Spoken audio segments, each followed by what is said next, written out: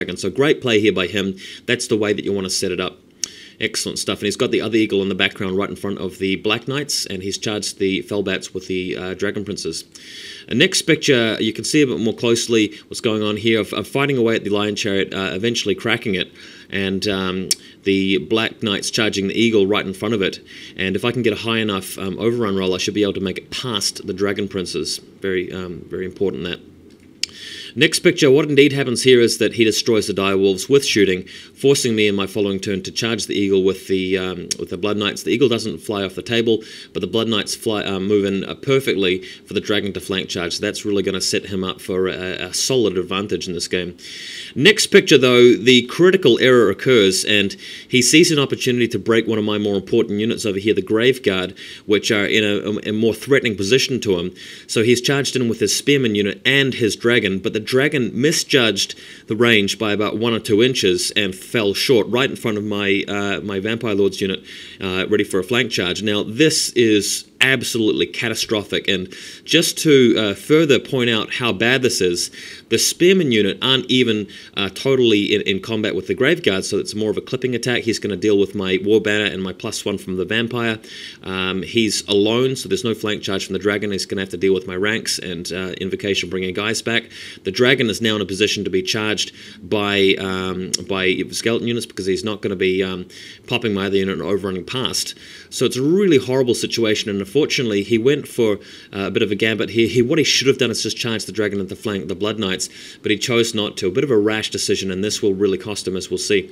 Next picture. Dragon Princes maneuvering around. The Black Knights did indeed overrun past of the Eagle, not capturing it, but actually just moving past the Dragon Princes, preventing them from getting a charge off. So Dragon Princes simply repositioning here, but unfortunate. Next photo shows you the following Tomb King's Vampire Count's turn, in which the Skeleton Warriors are attacking the Swordmasters.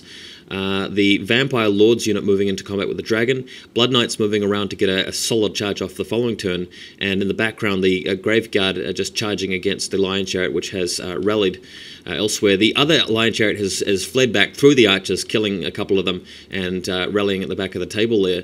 But the Black Knights are in a great position in the background because they've charged the bolt thrower ready to hit the archers as well. So things really swinging in my favour heavily.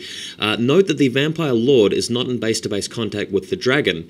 I managed to get the other 4 units of the frontage into contact with that 50mm base, avoiding the Vampire Lord from being into contact. And I believe the Vampire Count's FAQ says that you can still use the Helm of Commandment since he's not actually in combat himself.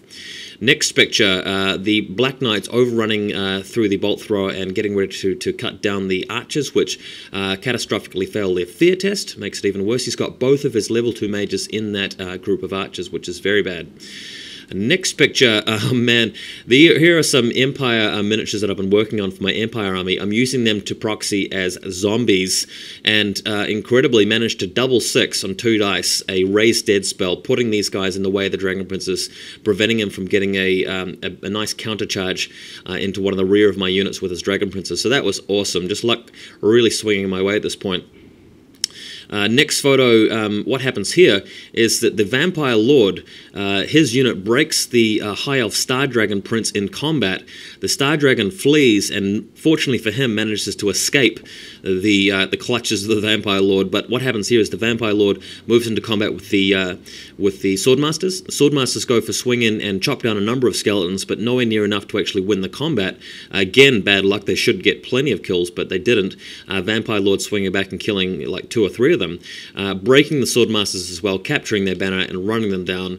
Very, very, very tough stuff for the High Elves. Next picture, you can see the Dragon fleeing away from the Skeleton Warriors. The Black Knights in combat with the Archers. The Lion Chariots have both fled through the Archers, through both combats, really causing a lot of devastation.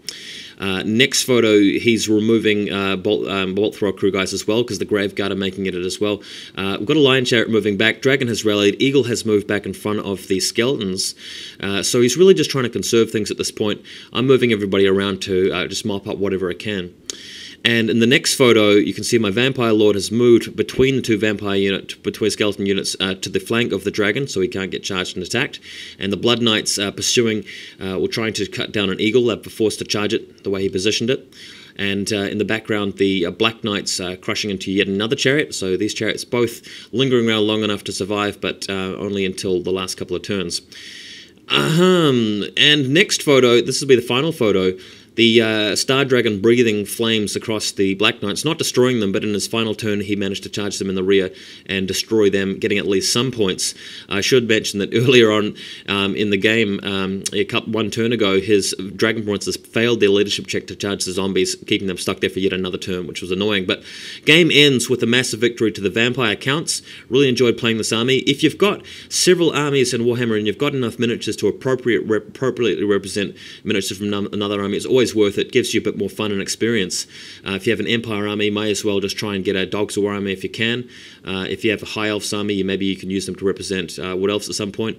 Vampire Counts, Tomb Kings, interchangeable, and Warriors of Chaos have some units which really represent Vampire Count models well, as was seen in this game. So I'll be playing a couple more games as Vampire Counts in the future, but next weekend look forward to 10 Soldiers 3, the big tournament that I'll be playing in as Tomb King. 6 games of death. It's going to be a tough one. A lot of hard lists at that tournament, so look out for the reports. Thanks, guys.